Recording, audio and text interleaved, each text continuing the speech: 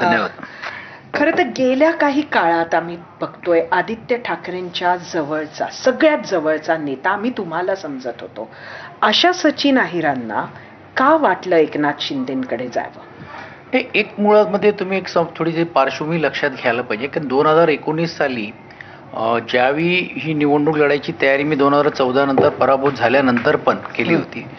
माझ्यासमोर पर्याय होता की ठाकरे कुटुंबातला एक व्यक्ती जो राजकारणामध्ये येऊ इच्छितो त्याला विरोध करायचा का त्याला साथ द्यायची. आणि जर माझ्यासारख्या कार्यकर्त्यांनी, किंवा मी ज्येष्ठ हा शब्द वापरणार नाही, पण 3 टर्म आमदारकी आणि प्रशासनाचा एवढा अनुभव असताना तर आपण त्यांना साथ दिली पाहिजे या भावनेतूनच आहेत. म्हणजे अनेक वेळा माझ्याबद्दल टीकाही झाली की तुम्ही पवार साहेबांबरोबर काम केलेलं हे केलं तर तुम्ही काल आलेल्या पोरग्याच्या मागे काय फिरता. मला असं नाही, तो कुटुंबातला एक व्यक्ती आहे, त्याच्या मागे उभं राहणं हे आपलं कर्तव्य आहे. आणि आपण जर निर्णय घेतला तर ते कालांतरानंतर आपण करण्याची भूमिका आपण घेतली. आणि असं नाही की माझ्याकडे पर्याय त्यावेळी नव्हते.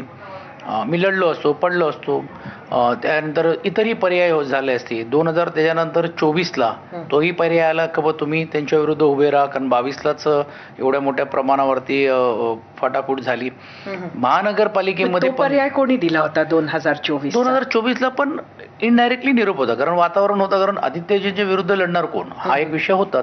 मग एनसीपी सारखेला, म्हणजे शिंदेचा डोळा तुमच्यावर खूप काळापासून त्यांचा डोळा म्हणण्यापेक्षा ॲज अन ऑपोजिशन म्हणून घेऊन ज्यावेळी त्यांना समजा जर वीक करायचं असेल तर पर्याय काय, तर पर्याय मीच आहेत किंवा दुसरे जे आमदार आहेत हे दोघंच आहेत, कारण दोघांनी ते प्रतिनिधित्व करण्याचं काम केलेलं आहे. पण असं नसताना पण त्यांच्या मागे उभं राहण्याचं काम केलं. आजही महानगरपालिकेमध्ये ज्यावेळी हाही इनडायरेक्टली आलं की महानगरपालिकेची सत्ता आमच्याकडे येऊ शकते, पण वरळी आणि या परिसरामध्ये केला तरी आम्ही पूर्ण ताकदीने त्यांच्यासमोर राहण्याचं काम केलं. पण मला असं वाटलं, आणि ज्यावेळी हा प्रस्ताव आल्यानंतर की कुठेतरी मी स्टॅगर्ड होता कामा नाही. 2014 पासून तर ही जी एवढी व्हॅक्यूम जी झालेली आहे, आणि जर माझ्यासारख्या कार्यकर्त्याला एकनाथ शिंदे साहेबांनी एवढं माग करून किंवा हे करून घेऊन एवढा मोठा बहुमान दिले,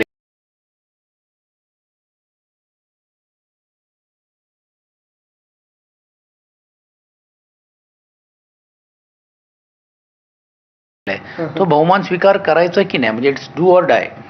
मग मी भूमिका घेतली की माझ्या मागे जो अवलंबून असलेला जो वर्ग आहे हे एका दिवसात झाला अशातला भाग नाही. याला स्पार्किंग म्हणतो आपण.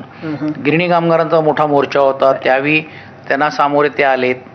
त्यानंतर बेस्टचा संप झाला, त्यावेळी देखील झाला, आणि आउट ऑफ वे जाऊन त्यांनी 1-2 विषयावरती आम्हाला न्याय देण्याचं काम केलं. मग माझी एक आकर्षण म्हणा, म्हणजे निर्णय घेण्याच्या प्रक्रियेमध्ये शेवटी तर सभागृहामध्ये आम्ही शेवटपर्यंत भांडत होतो. आणि ज्यावेळी अशातला विषय आला त्यावेळी मात्र मग मी निर्णय घेतला की एक आपण इकडेच थांबायचं की आपल्याला अजून राजकारणात जर एक झेप घ्यायची असेल, आणि विशेषतः आपल्या मागे उभं राहणारा जो राज्यभरचा जो कार्यकर्ता आहे तो संकुचित होत होता, तो खचत होता, तो लांब जात होता, त्यांनाही टिकवणं काळाची गरज होती. कारण मी सामाजिक न्याय विभागाचा राहिलेला आहे, मोठ्या प्रमाणावरती मागासवर्गीय समाजामध्ये एक प्राबल्य माझा राहिला, कारण अनेक निर्णय मी रमाई घोरकुल योजना असेल किंवा हे घेण्याचं काम केलं.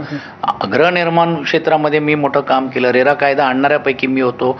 उद्योगामध्ये पण देखील ग्रीन इंडस्ट्रीची संकल्पना होती. पर्यावरणमध्ये ग्रीन गणेशा हे संजय देवतळेजी आणि सुरेश शेट्टीजी ते खात्याचे मंत्री होते तेव्हाकडे.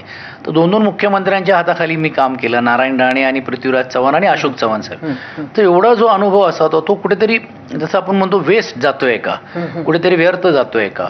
आणि मग जर भविष्य काळामध्ये मला जर पुढे यायचं असेल तर मला असं वाटलं की ही एक संधी जी आलेली आहे त्या संधीचं सोनं केलं पाहिजे. आणि त्यांनी जो विश्वास ठेवला त्यामुळे पूर्ण ताकदीने आता पुढे त्यांच्या नेतृत्वाखाली काम करणार आम्ही.